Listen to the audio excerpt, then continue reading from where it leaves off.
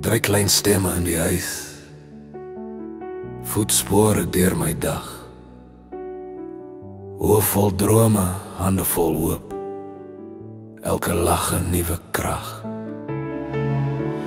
Julle weet nog nie hoe diep julle spore in my siel lê nie, maar elke môre as ek kyk, leer julle my weer hoe om te glo. Toe die wêreld swaar begin draai en die nagte lank wou bly, was dit julle lig wat my kom haal en my leer om weer op te staan. My hart glimlag op maniere wat woorde nie kan dra. Vir julle sal ek die wêreld gee, of omkeer as ek moet sonder vrees. Drie harte wat myne hou vas, my rede, my hoop, my krag. Julle weet dit nog nie nou nie, maar julle maak my hart glimlag.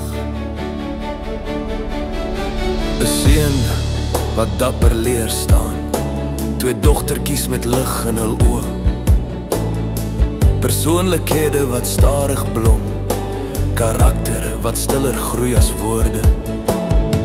Ek sien wie julle word, nog lank voor julle dit self sal sien. Elke klein tree, elke val, is deel van wie julle eendag gaan wees. En langs die Heer, in stil gebed, het ek julle name vasgehou. Want deur die laaste jare se storms, was dit julle wat my deurgedraai het, elke nou. My hart glimlag, meer as wat tyd ooit kan wys.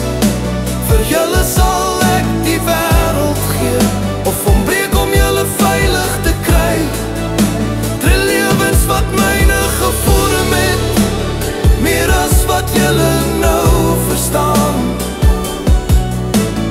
Eendag sal julle weet, julle was my antwoord toe ek nie meer kon vra. As die lewe eendag hard raak en ek nie langs julle kan staan, onthou net hierdie waarheid, my liefde het nooit weggegaan.